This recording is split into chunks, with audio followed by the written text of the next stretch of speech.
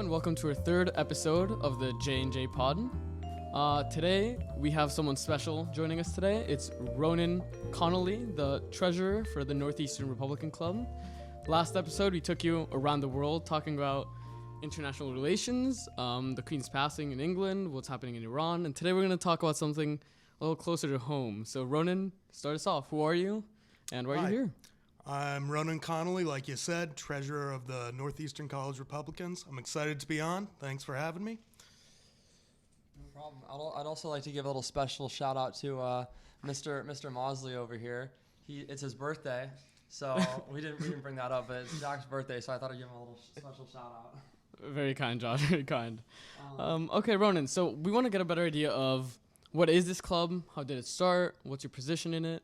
Just general info. Totally. So the Northeastern College Republicans are a branch of the CRNC, the College Republican National Committee.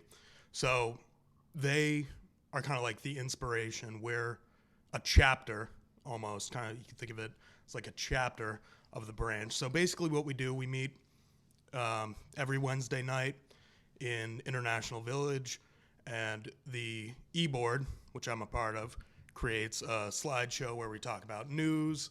I have a couple of segments where I cancel people like Matt Walsh when they say something stupid.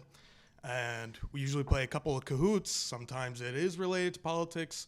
Sometimes it's about 2000s pop songs. But yeah, we also do a couple of events like movie nights. We're planning one for next Wednesday.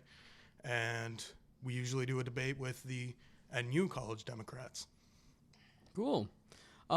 More from your personal experience, why did you want to get involved in this club? And also, you're on the e-board, so you're treasurer. Why did you want to get even more involved than just being a member?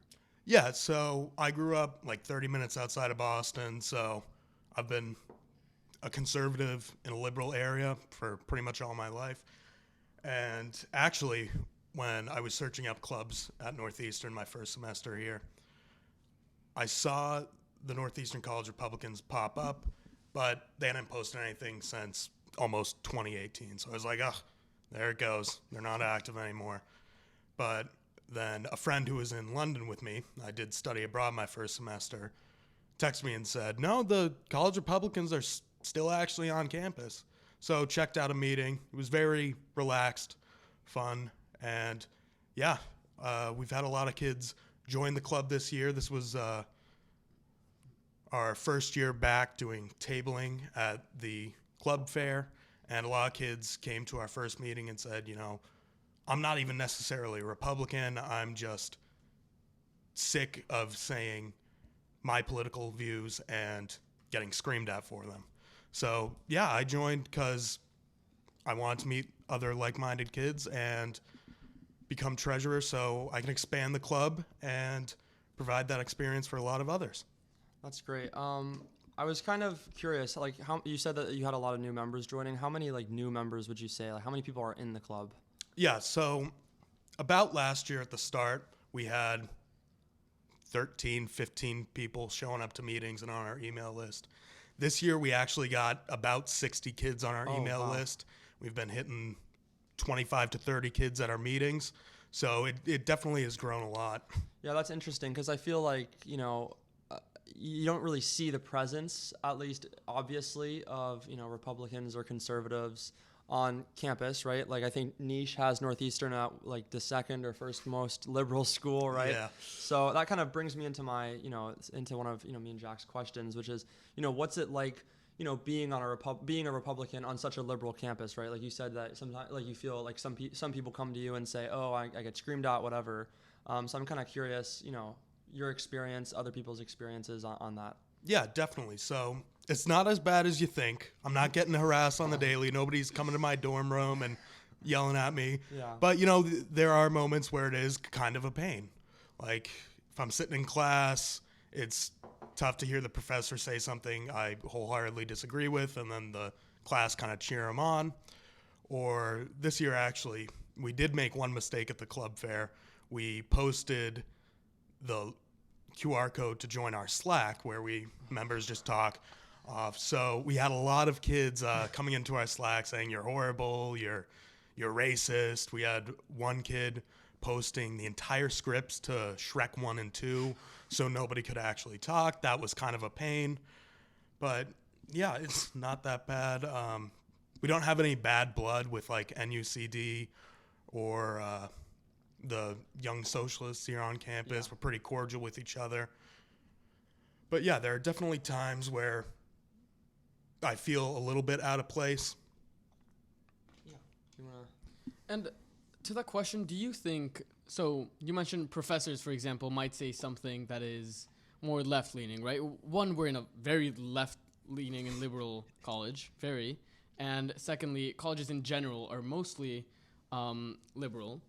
And professors don't really, or probably should not be saying their political opinions as much. Do you feel like, one, they say them to a point where it makes you feel as an outsider in the classroom sometimes? Sometimes, you know, I'm not a fan of saying like, oh, professors shouldn't espouse their political views because, I mean, it's a private university.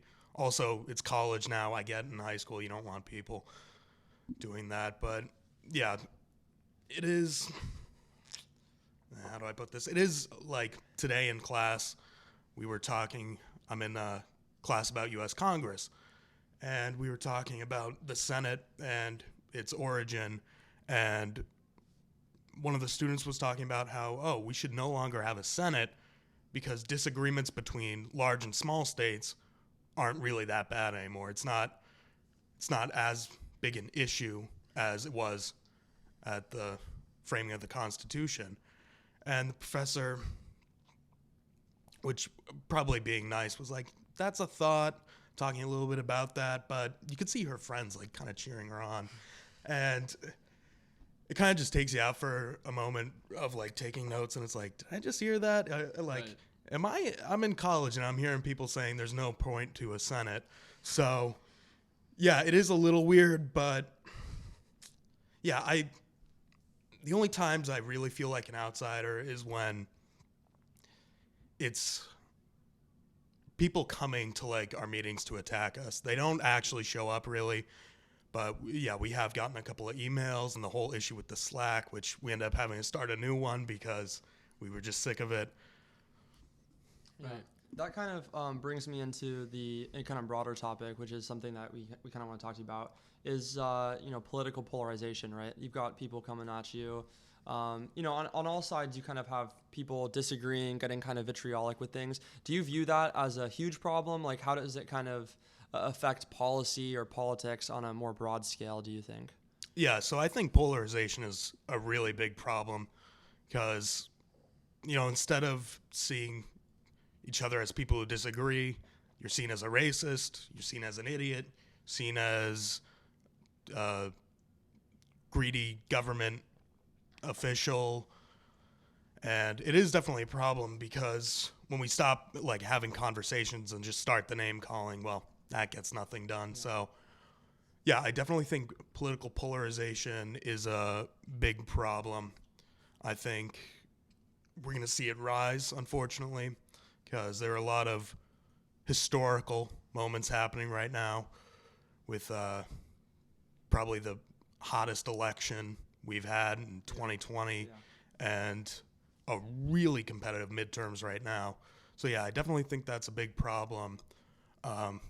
And I think the polarization causes a big gap in understanding between liberals and conservatives. So it was actually Bill Burr who put this way I liked. He was talking about abortion, which obviously a very hot topic. Yeah. And he was talking about how he's kind of pro-life, but he doesn't think the government should be telling you what to do. And he said, there's a big disconnect. So, your view on abortion is like you're getting a tooth pulled. You go into the clinic, you go out, boom, it's done. But in my book, you're killing a baby. So I think there is definitely a big disconnect between understanding of issues. I am fairly glad to have grown up in a very liberal area and go to a very liberal school because I get the liberal point of view. Yeah. My sister's saying it. My parents are saying it. Yeah. My friends have been saying it. Yeah, so I think the big gap in civility and the big gap in understanding of each other is a huge problem. Yeah, and I would totally agree that I think the lack of communication is really fueling polarization, right? And it's kind of a vicious circle. Next, we wanted to talk about the 2022 elections that you just mentioned. A couple episodes back, we talked about how, I want to say maybe a year or 6 months ago, it was pretty common knowledge and expected that Republicans kind of had it in the bag, right? It was going to be kind of or at least this was the common talking point, that it was kind of a red wave of sorts, right? No one imagined that nowadays we're seeing a competitive Senate and a competitive Congress. Yeah. What are your thoughts on that? Why do you think it has shifted so dramatically? Yeah, I think it's shifted so dramatically because Republicans are experts in losing. Yeah, I think you can say that about both parties sometimes. Well, I would say the Republicans more because, a couple of months ago, the generic ballot was like +5 Republicans. Oh, Democrats are going to get crushed. It's already a tied Senate. It's only like a 6-seat difference in the House right now. But then I think the big turning point was the overturn of Roe v. Wade. I think that motivated a lot more people, and it will motivate a lot more people to get to the polls. But also, Republicans are nominating bad candidates. I mean, we've talked about this. Fetterman and Oz, you guys were talking about it earlier. Oz is the worst candidate I've seen. He's completely disingenuous with his views. Yeah. There are plenty of clips of him saying one thing and then now on the campaign trail he's saying another. Yeah, I think Republicans are the experts at screwing up races. I mean, with Lindsey Graham introducing a 15-week abortion ban bill 30 days before midterms, what's he thinking? Is he trying to cost us the election? Right, especially as many Republicans are dialing back some of their abortion rhetoric because they're seeing the blowback from Roe v. Wade, right? Yeah, you just brought up the Oz Fetterman race, and that's me and Jack's like favorite race right now, just because it's very unique, right? As a Republican, I'm kind of curious to get your perspective on somebody like Fetterman, right? That's kind of just that's the question. What are your kind of opinions on him? And then you kind of stated your opinions on Oz already. Yeah, so that race is pretty fake. I think both candidates are pretty fake. I mean, you have Oz, who we've talked about everything he says is made up for PR. And then Fetterman kind of brands himself as that good old union boy. He's hard blue-collar worker, but, that's not exactly true. His parents would send him money to furnish his lifestyle when he was the mayor. And, I think Fetterman has gained a lot of praise just because he's not Oz. Everyone, it's fun to make fun of Oz. I see the TikToks from Fetterman's campaign, and I laugh because the stuff he says is stupid. But I don't think because Oz is a terrible candidate, that necessarily means Fetterman is a good one. So, I've seen clips of him. He came out at that one campaign speech and said, "I'm not Fetterman, I'm Fetterwoman." Like, what? What's going on Hillary here? Clinton moment right there. Yeah. And then there was also when he was the mayor of his town, there was this weird incident. I was watching the old news clip from it where somebody heard gunshots behind like a church or whatnot. They turned out to actually be fireworks, and Fetterman got in his truck with a shotgun, found there was a guy jogging, and somehow he deduced that, he was definitely shooting the gun, and he pointed the shotgun at him, called the cops. And then on the news clip, you can see him say, well, no, I didn't point the gun at him. I didn't do any of that. I just called the police. Yeah. And, I think both candidates are pretty phony. And you would say, just in general for the 2022 elections, what are your predictions on what's going to happen? Yeah, so I think Republicans are definitely going to take the House. I still think that they've got that locked up. I think it'll probably be not by a crazy margin. We're not going to have like 250 for the Republicans, something more in the range of 225, 230. And then the Senate, I originally started off kind of doomsday when the polls started to turn like, oh my gosh, it's going to be 55-45 Democrats. This isn't going to be good. But, I've seen those races tighten. I mean, looking at like 538 polls, they have, I think it's Wisconsin, Nevada, and Ohio all even right now. And the generic ballot's only at like 0.3% for the Democrats. So I think there definitely is a chance for Republicans to keep the Senate, or take the Senate. But I think it's a little bit better of a chance for the Democrats too. Yeah, I would agree with that. And that kind of brings me into another thing. I'm kind of curious to see like what your opinions are, which candidates you like. For Republicans, which Republican candidates you like, which Republicans you kind of already expressed, like with Oz you hate, which is kind of interlinked with the 2024 election. Like, who would you like to see run in 2024 for the GOP? I'm kind of curious, which Republicans you like and which Republicans you don't like. Yeah, definitely. So I am a fan of Blake Masters for Arizona. Yeah. I think he's doing a good job. Obviously, I'm a fan of Ron DeSantis. He's got his gubernatorial election down in Florida this year. Yeah, Oz, General Bolduc in New Hampshire, I'm not a fan of, partially because I was campaigning for Chuck Morse, his challenger in the primary, and he kind of lost me that position. So I see, yeah. But yeah, for 2024, I keep going back and forth because Trump is very hard to stomach. He's really volatile with what he says, and I get why a lot of people are turned off from him.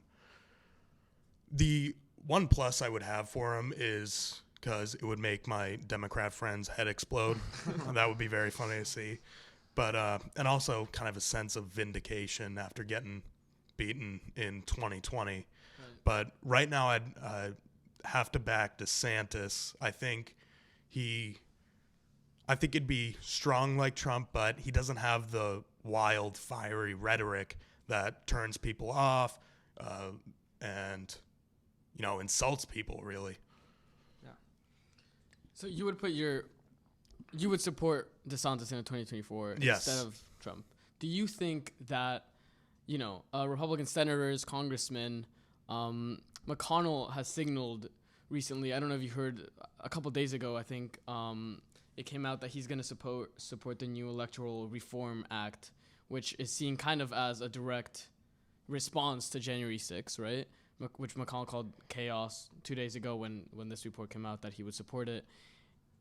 It's a little difficult to tell. Do you see Republicans leaving Trump, or do you still believe the Republican Party is the Trump party? Yeah, I don't see them leaving Trump, but I see them squishing. I think they are still, Liz Cheney and Adam Kinzinger aside, I think the party is definitely moving more in the style of Trump, a little bit more brash, bold, loud, and adopting his policy ideas. But I think a lot of the times Republicans squish, and they always say, well, you kind of got to give it to the Democrats here when they're under pressure. And I'd definitely like to see that stop happening. Yeah, Mitch McConnell, I'm not a huge fan of. He is incredible with legislative processes. And I think the reason a lot of Republicans are squishing is because they're scrambling. January 6th was shocking. We were dipped into cold water with that one. And I think a lot of Republicans are scrambling and saying, all right, well, hey, I'll gain some points back if I kind of kowtow to the Democrats and support their legislation. But I don't know if that's exactly true. Yes, I do condemn January 6th. Wasn't necessarily an insurrection, but definitely a riot, and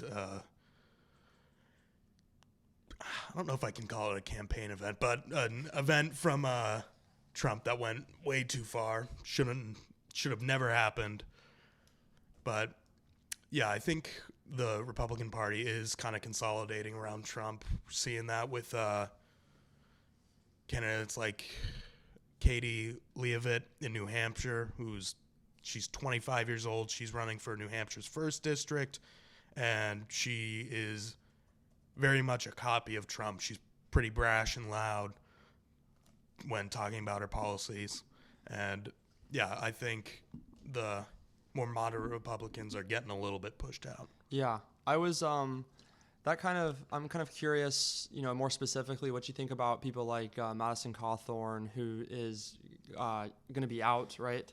And like Josh Hawley. You kind of got these younger superstars in the Republican Party who kind of are embracing Trump and his politics. I was kind of curious what you thought about them.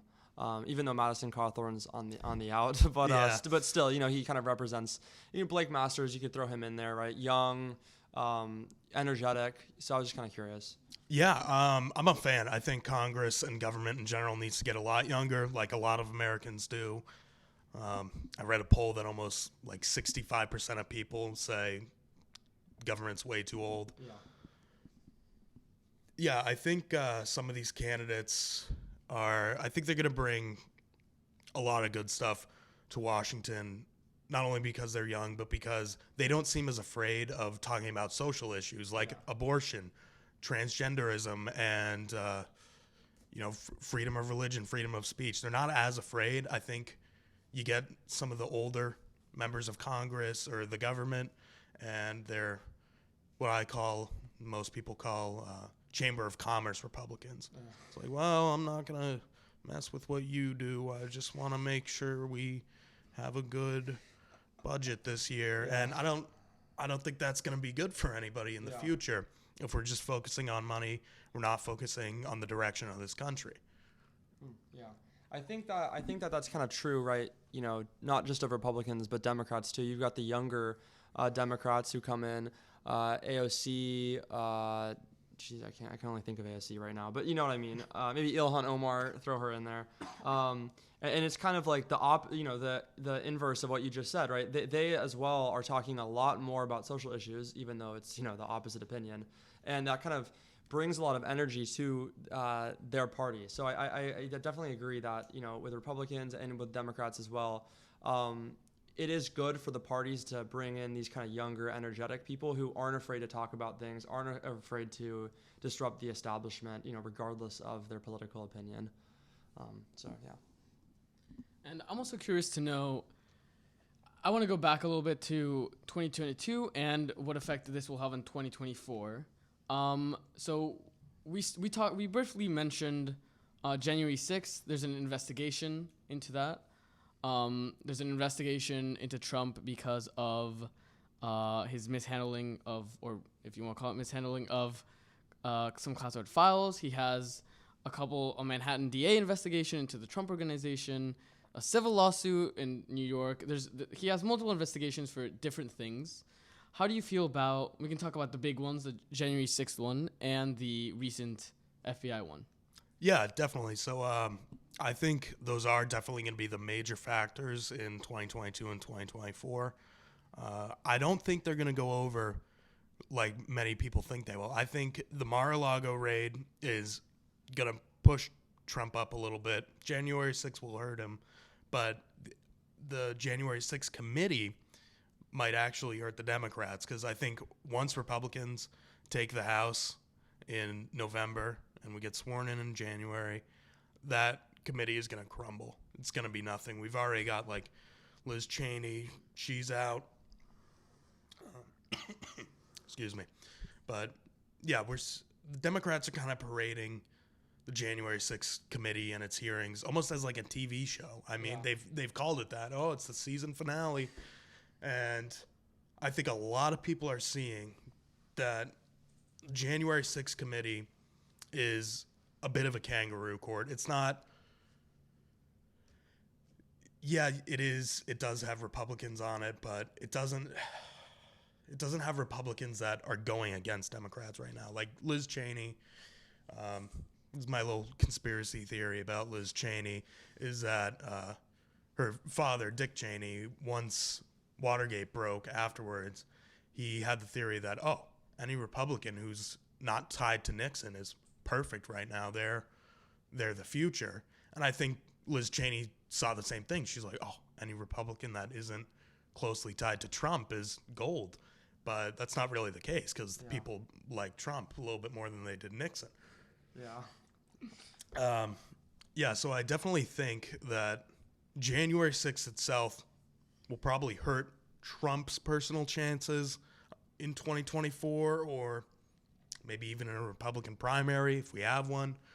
But I think the raid on his home and the January 6th committee is going to hurt Democrats because I think more people are saying, wait, this is just crafty politicking from Democrats. This is not as fair and impartial and an investigation to save our democracy as they've been branding it. And you mentioned briefly that it might hurt Trump specifically, but we can see people like Hawley, right? People who embody Trump, DeSantis also to a certain extent, who have this aura of Trump, right? They're excited. They say things that are not, people would say they're not politically correct, right? Do you think Trump was a symptom of the feeling that many Republicans felt in 2020 and that he's still being supported by, I don't remember the numbers, but 40% at least of the country? Yeah. Do you think he was a symptom of that or he was kind of the cause of it, right? Trump got here and then everyone started liking Trump, or were we just waiting for someone like Trump to get here, someone that kind of voiced the things that weren't being said before? Yeah, I think Trump was kind of jump-started the shift in the Republican Party right now. He was the kid that raised his hand first, and then everybody's hand shot up. I would definitely credit him with creating this new form of campaigning and policy making that we're seeing in the Republican Party. I think, we've never really had a president like Trump. Yeah, we can compare, we had another movie star in Ronald Reagan, but Trump was loud and brash, and he came out and he said, I don't care what you think. This is my idea, and we're going to win. He branded himself as a big winner. He always won big on The Apprentice. He's a huge real estate developer. So he wins there. He's going to win in Washington. And I think that kind of was the push Republicans were waiting for to embrace this new form, because I think a lot of them were afraid to step out of that kind of Chamber of Commerce Republican shell. I'm kind of interested to hear your opinion on, we talk about polarization. I kind of wanted to ask, what would you say was Trump's biggest, failing as president policy-wise? So we could say, he was very rambunctious, whatever. But I was kind of curious what you think was his biggest failure policy-wise, and what was his biggest success. Yeah, so I think his biggest success right now is definitely the Abraham Accords in Israel, in the Middle East, especially. Right now what we've got going on in Iran and the withdrawal from Afghanistan. It's a very sensitive area, but they were huge steps towards peace in the Middle East, if that's even possible. His biggest failure was his drain the swamp. He did nothing with that. Now I'm starting to see he's campaigning on firing lower down executive branch workers, because it's all well and good when your guy wins the White House and then you've got the houses of Congress, but a lot of people are forgetting that it's the executive department and their workers that do a lot of work for the majority of the work for the government. Josh Hawley isn't knocking on your door wanting to test your water. It's some career government official, and people are policy. If you're going to have people who turn a blind eye to things because they don't believe in it or they don't exactly uphold your policies, you're not going to get much done. Right, and many of those career politicians, or whatever you want to call them, down the ladder, stay there no matter the administration, right? They're there for 20, 30 years, Republican, Democrat, they do kind of the same day-to-day job. I wanted to jump to the other side of the aisle and ask the same question. In terms of Biden, what do you think was his biggest, or has been his biggest policy weakness? And then which one would you actually support, or do you think has been the least bad, from your opinion? Yeah, so I'm trying to pick his weakest one. It's a tough call, but I definitely think on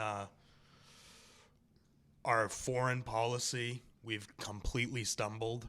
That was another good thing about Trump was his foreign policy was pretty good, but right now we're kind of hurting ourselves with, shutting downs of pipelines and agreeing,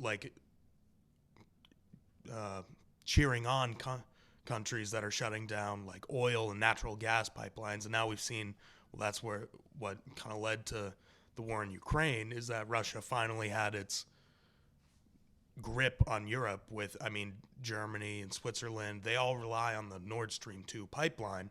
So I think that is definitely his worst policy right now. A policy I don't necessarily mind, this is going to come kind of as a shock to people, is the student debt. The only thing is I don't like how he's going about it, because he's just saying, yep, we're just gonna waive $10,000 of your debt. First of all, he can't do that. That's up to Congress. And second of all, that's not the problem. The problem is universities have these shiny, expensive buildings that don't get used that much. We're building EXP here at Northeastern. We've already got ISAC. And then personnel as well. We've got these kind of like deans and not really professors, like I'd say a step above professors, administration officials that are getting way overpaid, and because it's a rankings game for college. So I think with universities having such expensive and fancy buildings and funneling a lot of money towards administration, is a big cause for the rise in college prices. I don't think we're going to solve the college debt crisis by just waiving $10,000 and then it was like another $10,000 for Pell Grants or something like that. I wonder if I also have a couple other questions for you in terms of his policy, if you wouldn't mind talking about that. Yeah. How do you feel about, because we talk foreign policy, I'm interested in foreign policy. How do you feel about his response so far to Russia and Ukraine? Sending arms, the way he speaks about it, the sending of, tens of thousands of military personnel to Europe. How do you feel about that in general?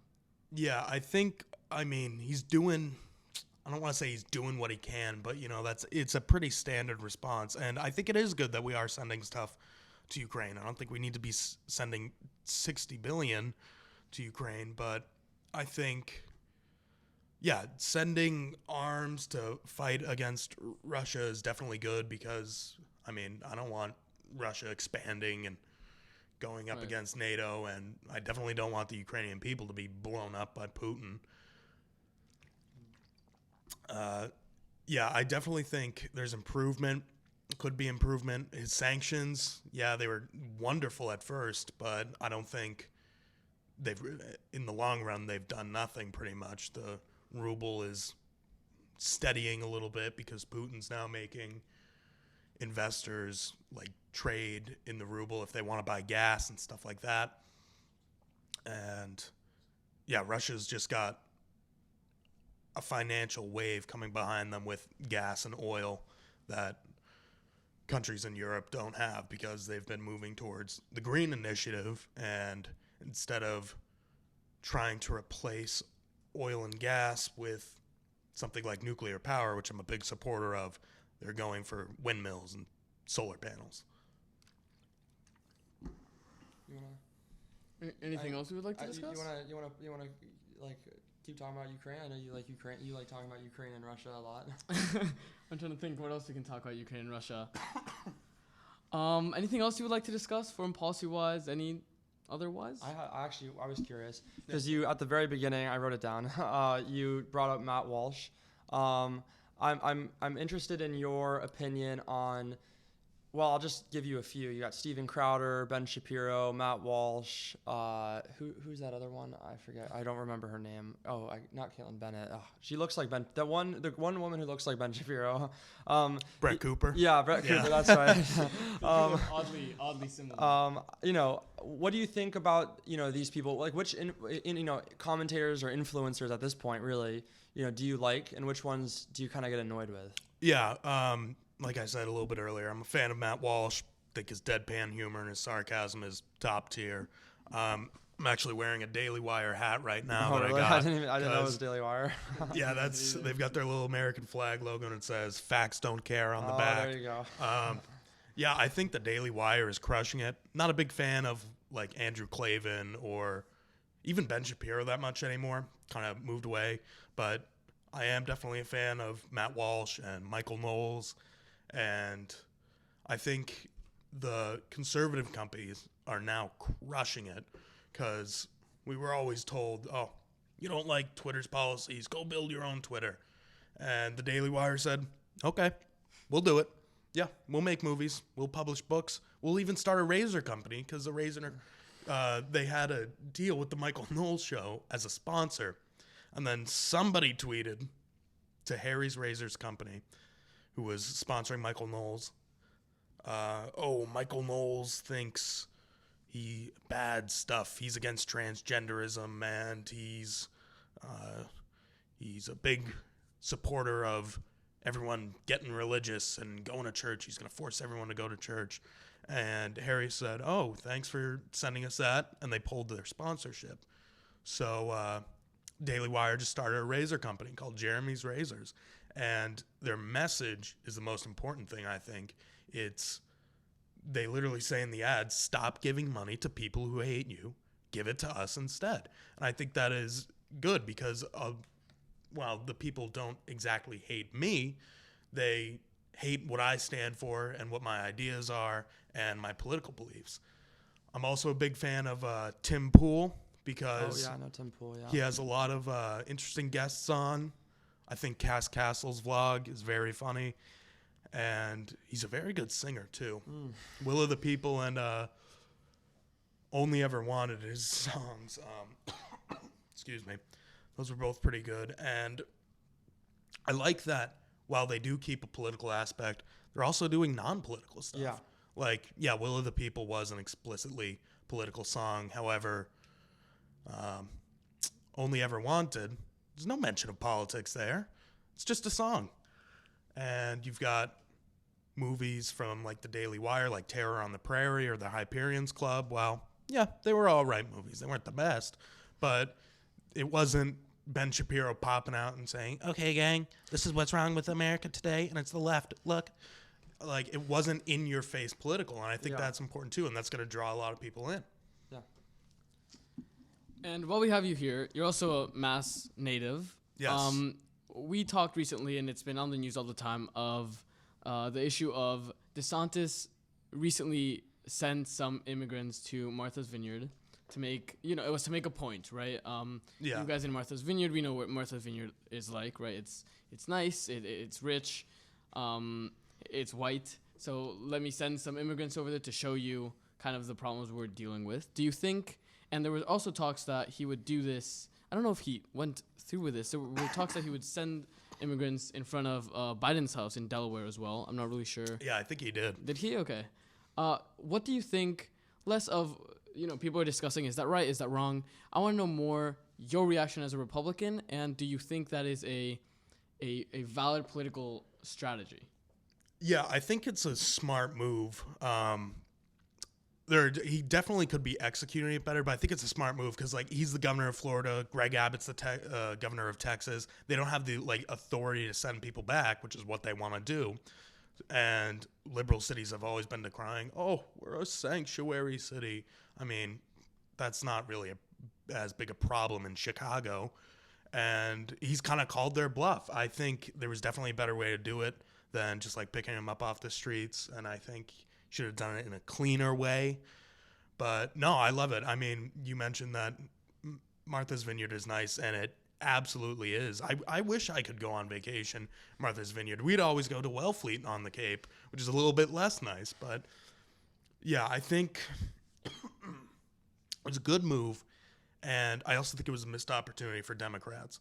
Because look, nobody's down on Martha's Vineyard in September. Everybody goes back home because the Cape is always a ghost town during the fall. And all it would take is a couple of people saying, yeah, we'll open up our huge mansion, and they are huge mansions, to these immigrants, and yeah, we're going to house them, we're going to help them out, we're going to try and get them jobs. And I think it was good. The only criticism I have is that, now there's allegations of he misled people, promised them with like free McDonald's, I think, or Dunkin' Donuts. And he said, oh, you're going to get jobs, you're going to go to a very nice place. And he's right, but should have been cleaner, should have been more communication from like Charlie Baker, governor of Massachusetts, and Ron DeSantis. We had Charlie Baker here actually at Northeastern about a week and a half ago. And I went to that talk and somebody asked a question, what's going on with Martha's Vineyard? And he said, it's actually not that big a deal. I mean, yes, he said, yeah, it's a very visible thing, but we do get immigrants in Massachusetts. So the only thing that was different is we had to move them off the island and get them to the mainland, that Cape Cod Army base. Right, and I think also DeSantis doing this is pretty clear. This is a national spotlight, right? The Florida governor sending immigrants from Texas to Massachusetts. So it's pretty clear he's gearing up for a run. The last question I will ask you, because we touched on this during the last podcast, is what do you think about, we're both from California, so we know Governor Newsom, we know about his policies. He is kind of vying for DeSantis to a certain extent on the national spotlight. These two governors from big states that are politically very opposite from each other. What do you think about them gaining this national spotlight? Yeah, I think they're like having a pseudo shadow primary, whatever you want to call it right now. I mean, I think it was Gavin Newsom who called out DeSantis and was like, hey, let's have a debate. Let's talk about these issues. And I think DeSantis is getting his name in there. He's doing little political stunts, like he had some bill signing in Brandon, Florida, back when the Let's Go Brandon meme was still a thing.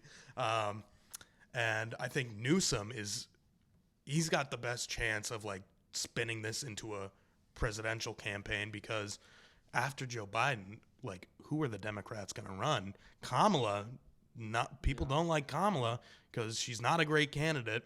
She is the only person in their administration right now who can say a paragraph of words and mean nothing. I mean, she talks in circles all the time.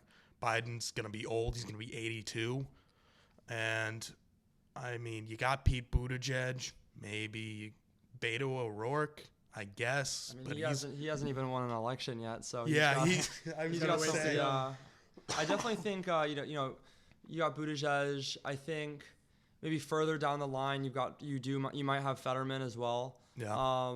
But yeah, I think what you're saying is right. Like Newsom probably is the best bet for Democrats right now, and it's interesting because he keeps saying, I'm not running, but you just can't believe that because he's so primed for Democrats. Right? Yeah. So yeah. Yeah, he's basically campaigning already. Yeah, I know. As you said, pseudo election. Yeah, I think he put up billboards. He like funded billboards in Texas and Florida. Yeah. Like saying, "Come to California. We want you. We're not oppressive and racist like your state." So he definitely is like teasing the nation a little bit with a run. It looks like he's positioning himself too. Well, I think that's all. Thank you again, Ronan. All right, thanks for having me. Where can we reach your club?